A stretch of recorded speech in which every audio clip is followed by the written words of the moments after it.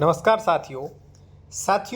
यदि आपकी कहीं भी कोई प्रॉपर्टी है अगर आप चाहते हो कि उस प्रॉपर्टी पर कभी भी कोई भी किसी भी प्रकार का विवाद या कोई भी अवैध कब्जा संबंधी कोई भी ऐसी दिक्कत ना आए भविष्य में आपको या आपके बच्चों को, तो कौन सी प्रक्रिया करवाएं। कुछ प्रक्रिया हम आपको रिकमेंड, जिससे कभी भी मैं गारंटी देता हूं कभी कुछ नहीं होगा। ठीक है ना।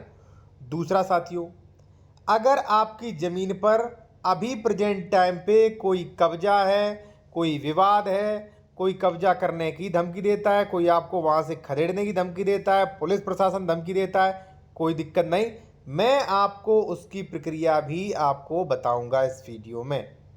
सबसे पहले हम आपको फर्स्ट पॉइंट क्लियर करेंगे कि अगर आपकी कोई संपत्ति है तो उसकी कौन कौन सी प्रक्रिया करवा लें जिससे कभी भी जिंदगी में कोई विवाद ना हो। तो चलिए टॉपिक शुरू करते हैं। एक चीज और, अगर आप बेहतर से बेहतर कानूनी सलाह लेना चाहते हैं किसी मैटर पर, या आप कोई डॉक्यूमेंट चेक करवाना चाह रहे हैं किसी भी जमीन का, जमीन सही है फर्जी तो नहीं है, मान लीजिए खरीदना चाहते हैं, तो कॉन्टैक्ट कर सकते हैं।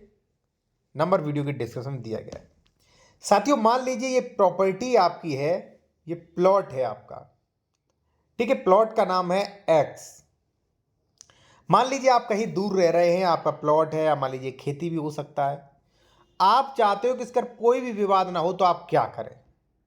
सबसे पहले तो साथियों, इसके आप 4 डॉक्यूमेंट्स लें। सबसे पहला क्या, इसका ट्रांसफर डीड, किससे ट्रांसफर हुई वो डीड रख लें अपने पास। ठीक है, क्योंकि देखिए डॉक्यूमेंट्स बेहद जरूरी। मान लीजिए मैं इस जमीन पर क्लेम करने लगा, ये जमीन मेरी है, तो आपके पास डॉक्यूमेंट्स होने चाहिए ना, तो डॉक्यूमेंट्स होना चाहिए। दूसरा, आपके पास खतौनी खतियान यानी कि जमाबंदी होना चाहिए इसका। ठीक है। तीसरा साथियों, आपका अगर मान लीजिए नगर निगम, नगर विकास, मान लीजिए नगर पंचायत में है, तो वहां पे इनका असेसमेंट होना जरूरी है। ठीक है, तो 3 डॉक्यूमेंट्स आपके लिए रिकमेंड में करूंगा। ठीक है, अब 3 प्रूफ आपके पास हैं कि ये जमीन आपकी है। ठीक है, फिर भी ये जमीन हो सकता है इस पर विवाद करें हम। ठीक है, कैसे, देखिए ये जमीन है आपका, आपका नाम है ए, और मैं मान लीजिए इस पर विवाद कर रहा हूं बी व्यक्ति, तो कैसे सॉर्ट आउट करें, कौन कौन से विवाद कर सकता हूं मैं। ठीक है, वो जान लीजिए। पहली वाला, आपने डॉक्यूमेंट्स सारे सुरक्षित कर लिए। ठीक है, अब देखिए क्या है। अब साथियों, आपको कराना होगा इसमें फाट अलग या कुरा डिक्लेरेशन।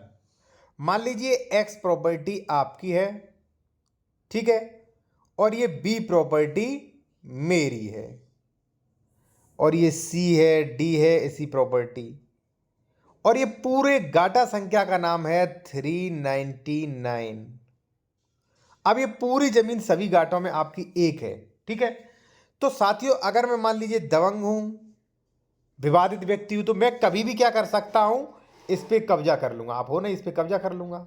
अब आप कहोगे हम पुलिस से शिकायत कर देंगे, पुलिस से शिकायत कर दोगे, प्रशासन से शिकायत करोगे, तो हम पता क्या करेंगे कि भाई मैं सह खातेदारक हूं, मैं यहां पे लूंगा, इधर किसी का फाट नहीं डला, हम तो इधर साइड लेंगे, इधर साइड अच्छी जमीन है, क्योंकि भाई मैं भी तो सह खातेदारक हूं, पहली चीज ये।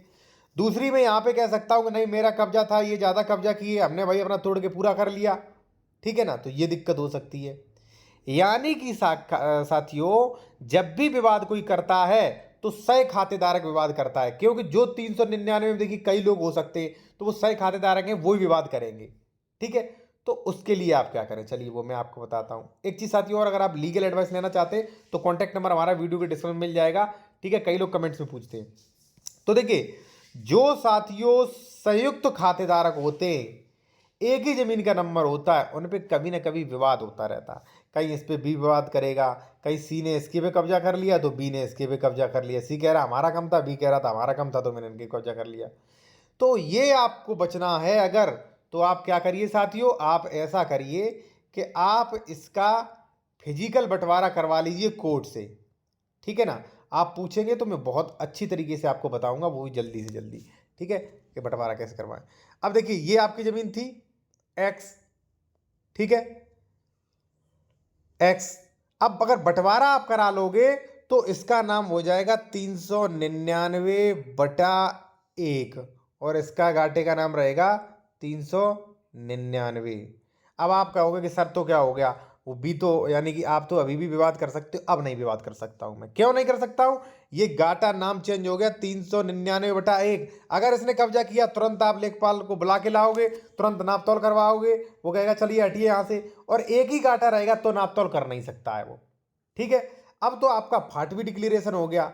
ठीक है, आराम से मेड़बंदी हो जाएगी, कोई दिक्कत नहीं, इस पे सीमांकन भी हो जाएगा, तो कोई दिक्कत नहीं है। और अभी ये दिख रहा है वैसे अलग नक्शा भी इसका बन जाता है, तो ये बिल्कुल अलग पार्ट हो जाएगा, तो वो आप करा लीजिए अलग पार्ट। ठीक है, तो इसका प्रक्रिया क्या होता है देखिए, सबसे पहले होता है 116। 116 में पहले डिक्लेरेशन किया जाएगा कि ए फलाना व्यक्ति का 1 बीघा इसमें अंश है। ठीक है, फिर 117 होगा, यानी कि भाई ये नीले कलर से जो है वो आपका गाटा बनाया जाता है। ठीक है, ये भी लिख दिया जाएगा। तो अब देखिए अब कोई विवाद नहीं हो पाएगा। कोई कब्जा करेगा तो वो लिखा रखा है 399/1 नीले कलर वाला जो है वो आपका है, तो कोई दिक्कत ही नहीं। फिर ठीक है ना। अब देखिए आपके पास डॉक्यूमेंट्स भी हैं, आपका सब कुछ अलग भी है, सब कुछ गाटा संख्या फाट डिक्लेरेशन सब कुछ इस पर अलग है, कोई दिक्कत होगी नहीं। ठीक है, अब चलिए मैं आपको बताता हूं एक पॉइंट और जहां पे लोग बाग विवाद करते हैं। साथियों, अगर मान लीजिए आपका बंटवारा से संबंधित, प्रॉपर्टी कब्जा से संबंधित अगर आप बेहतर कानूनी सलाह लेना चाहते हैं तो ले सकते हैं। कॉन्टैक्ट नंबर आपको वीडियो के डिस्क्रिप्शन में मिल जाएगा। देखिए साथियों, अब कभी कभी ये होता है कि जैसे मान लीजिए प्रॉपर्टी थी एक्स ए आपकी, ठीक है, तो कभी कभी पड़ोसी खातेदारक भी थोड़ा बहुत कब्जा कर लेते हैं। पूरा तो कब्जा कभी नहीं कर पाएंगे, थोड़ा बहुत कब्जा कर लेते हैं।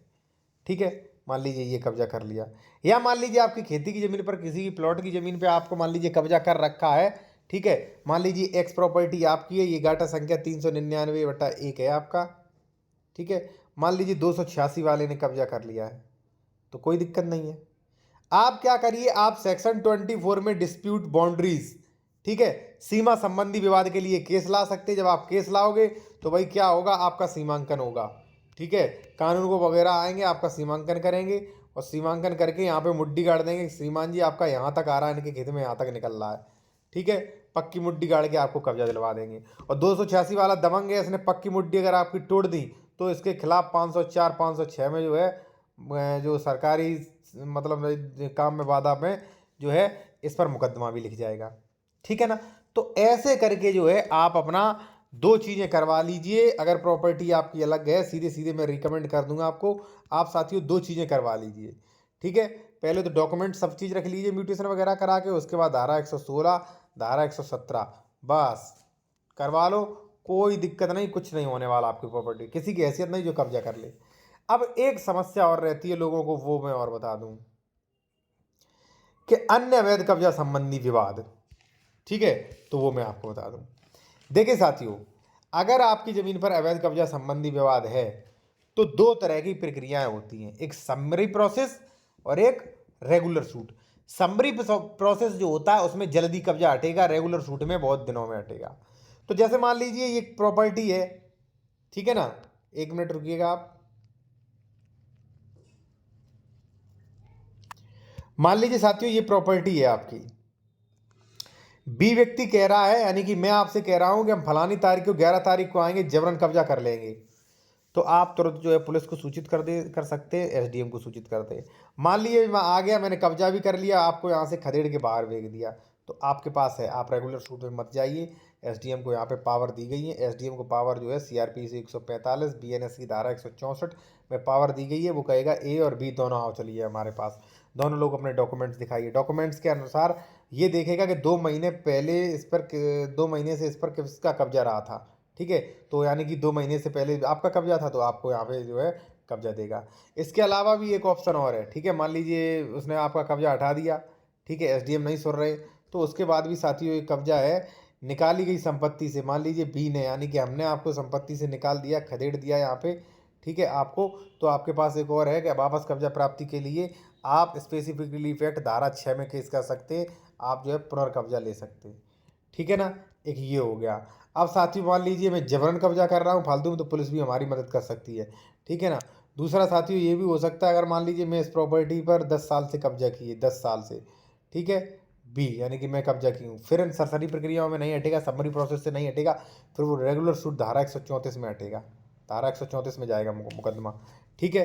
अब इसी के अलावा साथियों अगर मान लीजिए ये यहाँ पे एक चीज़ और, यहाँ पे मान लीजिए ये आपकी ज़मीन थी, यहाँ पे 1 मिनट रुकिएगा आप, यहाँ पे मान लीजिए एक ज़मीन थी, कोई दिक्कत नहीं, ये एक ज़मीन थी।